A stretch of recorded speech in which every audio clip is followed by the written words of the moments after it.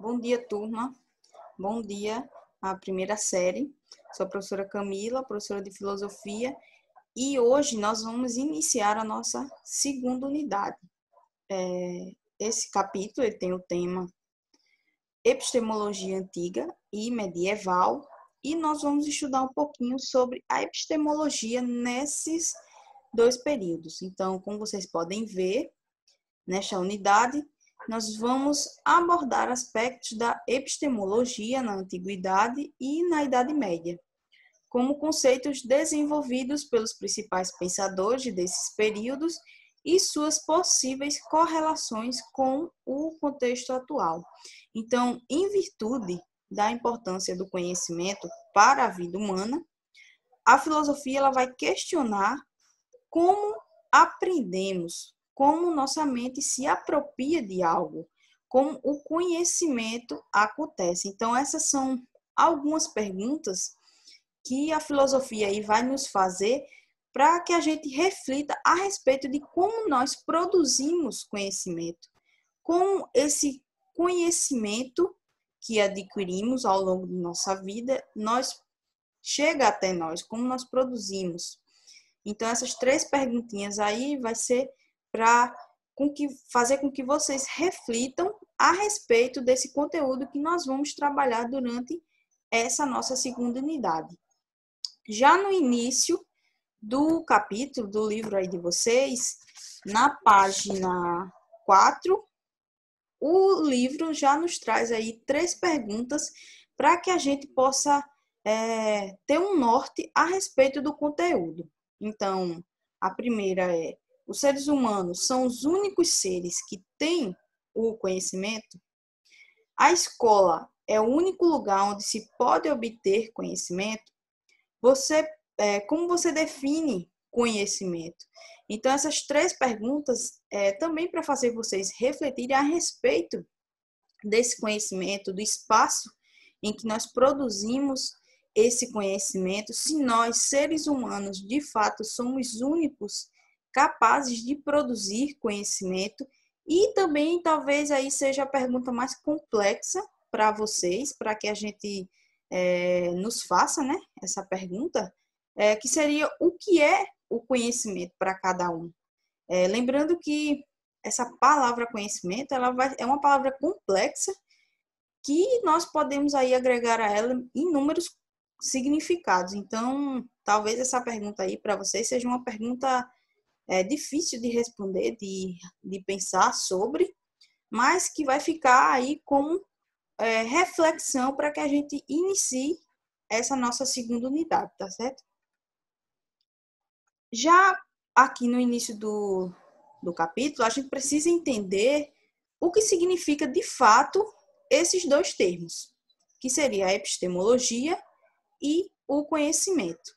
Então, a epistemologia é uma designação que provém dos termos gregos episteme, que significa aí conhecimento, e o logos, que originalmente significava palavra, mas a partir da filosofia de Heráclito teve seu sentido ampliado para razão e conhecimento. Isso eu já tinha explicado para vocês em sala sobre o significado da palavra logos. Então, a gente pode ver aí que inicialmente ela se resumia apenas o significado palavra, mas a partir de Heráclito, desse filósofo pré-socrático, ele teve esse sentido ampliado para razão e também conhecimento. A epistemologia, ela constitui um ramo da filosofia que trata da natureza, das origens e da validade do conhecimento. Sendo assim, caracteriza-se como uma espécie de apreciação filosófica da própria capacidade de filosofar, porque investiga a possibilidade e os modos humanos de conhecer. Então, aí, dentro da filosofia, do ramo da filosofia, essa epistemologia ela vai constituir nessa, como eu coloquei para vocês, que vai tratar, aliás, da natureza, da origem e da validade do conhecimento. Então, ela vai investigar essa possibilidade de nós, seres humanos, temos de conhecer os modos que nós conhecemos as coisas, como nós produzimos o conhecimento. Algumas perguntas dentro da filosofia, elas são bem conhecidas, que é de onde nós viemos, qual a nossa origem, enfim, são alguns tipos de perguntas que está dentro da filosofia, mas dentro da epistemologia, no caso aí, vai ser como nós possuímos o saber, como esse saber é produzido e de que modo ele é produzido, como ele chega até nós. Então, basicamente, aí vai ser isso que nós vamos estudar dentro da epistemologia. Já o conhecimento, como eu falei antes para vocês, é uma palavra complexa e que pode aí ter diversos significados. Mas, de modo geral, a gente pode colocar como que é possível compreender com uma capacidade de realizar procedimentos que possibilitem a um sujeito descrever, calcular ou prever os objetos e os fenômenos que compõem a sua realidade. Então, de um modo geral, a gente pode colocar esse conceito, esse significado à palavra conhecimento. Dentro do conhecimento na filosofia, o conhecimento sensível ou empírico, e também o conhecimento inteligível ou intelectual, ele vai ser abordado por inúmeros filósofos, desde o período pré-socrático ou cosmológico, como nós vamos ver aí mais na frente um pouquinho. Então, esse conhecimento sensível ou empírico, ele quer dizer, na verdade, que é um conhecimento obtido através dos sentidos, das sensações e das percepções. Este conhecimento ele pode ocorrer por meio de uma experiência em particular, que nós temos com um objeto, com uma determinada situação, um lugar, enfim, a gente pode adquirir de forma particular, por meio de uma experiência particular, mas também a gente pode adquirir por meio de um diálogo entre dois indivíduos, podendo surgir aí o conhecimento entre ambos. São, na verdade, proposições fruto de experiências subjetivas. Seria o mundo material aquilo que tocamos. Então, se a gente fosse resumir aí o significado desse conhecimento, tido como um conhecimento sensível ou empírico, a gente pode dizer que seria um conhecimento subjetivo, algo que surge a partir das nossas experiências, das nossas percepções, algo que tanto pode surgir individualmente, por meio de uma experiência individual, mas também pode surgir por meio de uma experiência coletiva com outras pessoas. Já o conhecimento inteligível ou intelectual, como o próprio nome já diz, é um conhecimento obtido através do intelecto. Então, um pensamento intelectual, por meio da razão, do raciocínio e da reflexão. Este tipo de conhecimento, ele é objetivo, então, ao contrário do sensível, totalmente. E não subjetivo. Ele é comum a qualquer pessoa. Os filósofos gregos o denominaram de episteme, que seria aí um de seus significados, que a gente pode colocar, ou tradução, na verdade, seria opinião verdadeira. Dentro do mundo das ideias, descrito no mito da caverna de Platão.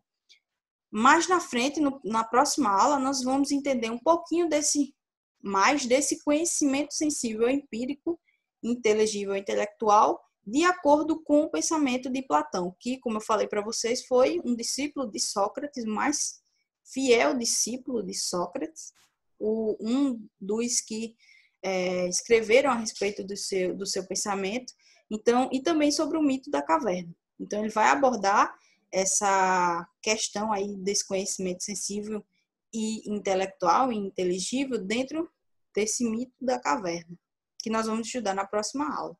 Então, resumidamente, é a ideia de que fazemos das coisas, é o ideal. Como vocês podem ver, esses dois conhecimentos, ele é um oposto do outro. Assim como a doxa e a episteme, que vai ter, na verdade, mais ou menos aí o mesmo significado. Como eu falei para vocês, os filósofos pré-socráticos, eles já abordavam essa questão desses dois conhecimentos. Porque, como eu falei para vocês na unidade passada, os filósofos, eles estavam buscando construir aí um conhecimento filosófico baseado na razão. Então, desde o século, se eu não estou enganado, o século VI, esses filósofos eles já vinham produzindo esse conhecimento filosófico. Só que como havia muita instabilidade em relação aos elementos em que eles observavam ao seu redor, dentro da realidade de cada um, então eles viam que poderiam sofrer aí algumas mudanças em relação ao conhecimento em que eles produziam, e eles procuravam um conhecimento seguro, um conhecimento fundado, baseado na razão de fato, e não mais um pensamento que fosse instável, como poderia ser, como eles colocavam, julgavam, que seria aí o pensamento mítico. Então, a doxa, a palavra doxa, ela pode ser traduzida como opinião e também como aparência. Então, eles não estavam buscando mais apenas um conhecimento que fosse baseado nesses pontos aí. Eles queriam um conhecimento baseado na razão. Então, essa doxa, ela constitui a raiz do termo doxografia, que é utilizado para nomear textos em que determinados autores emitem suas opiniões sobre ideias de outros pensadores. Então, como vocês podem ver, é um conhecimento produzido e baseado na opinião e também na sua percepção, na percepção individual de cada um. Daí o termo doxa, que se nós fôssemos fazer aí uma analogia, seria uma analogia ao senso comum, aos nossos paradigmas, às nossas ideias, às nossas concepções pré-estabelecidas. Seria aquilo que é subjetivo e que não necessariamente possui aí uma fundamentação teórica. Então, a gente fazer uma relação aí da doxa com o pensamento empírico ou pensamento sensível. Já a episteme, a palavra episteme, ela significa conhecimento ou ciência e constitui a raiz do termo epistemologia, que nós vamos estudar nesse capítulo. Então, ela designa aí a área de estudos filosóficos que nós vamos estudar durante esse capítulo. E se for para fazer aí um resumo do significado da palavra episteme, a gente pode colocar como se fosse um conhecimento crítico, fundamentado, e também um conhecimento científico aprofundado. Então, esse conhecimento crítico fundamentado é, de fato, aí o ponto principal, a diferença entre esses dois pensamentos. Porque enquanto a doxa vai ser um pensamento baseado em sua opinião, na opinião, a episteme, ele é um conhecimento que vai ser fundamentado, ele deve ser um conhecimento fundamentado na razão, no raciocínio. Então, essa é a principal diferença entre esses dois pensamentos, na verdade. Como eu coloquei para vocês, a diferença seria aí a diferença entre opinião e conhecimento. Ela foi abordada, essa discussão, ela foi abordada por Parmênides, que foi um filósofo pré-socrático, que eu também já expliquei um pouco sobre o pensamento dele em sala de aula, e posteriormente por Platão, como nós iremos ver aí na próxima aula. Segundo Parmênides, a doxa parte dos nossos sentidos, audição, olfato, paladar, enfim, dos nossos sentidos, dos nossos desejos e das experiências pessoais, enquanto que a episteme é a tentativa de construir uma verdade distante da subjetividade individual. Parmênides, assim como Platão, foram alguns dos filósofos em que fizeram críticas a esse tipo de conhecimento, a esse tipo de produção do conhecimento, que é a doxa. Então, segundo eles, é um conhecimento que não seria um conhecimento confiável. Para Parmênides, percebemos mudanças impensáveis e devemos pensar identidades imutáveis. Para ele, só é possível pensar o imutável, o idêntico. Dessa forma, ele questionava como pensar aquilo que muda, como pensar aquilo que passa a ser o contrário do que era. Então, aí, como eu falo, isso aí é um pouco do pensamento que eu coloquei para vocês em sala de aula, em que ele coloca que o ser ele é imutável. Nós não podemos sofrer transformações, porque quando o ser muda, se o ser mudasse, na verdade, segundo ele, nós deixaríamos de ser. Então, segundo ele, isso não é possível, isso não seria possível. Então, de acordo com esse filósofo, confiar nessas percepções dos sentidos conduziria o indivíduo à doxa, a esse conhecimento que eu expliquei para vocês, que seria, para ele, uma via duvidosa e incerta, que o afastaria da verdade, condenando ao engano. Então, nesse momento aí, como eu coloquei para vocês, os filósofos eles buscavam chegar à verdade das coisas, da realidade. Então, eles estavam buscando conhecimento que fosse seguro. E a doxa, se nós confiássemos nas nossas percepções, ela poderia nos conduzir ao engano e não à verdade em que eles estavam buscando.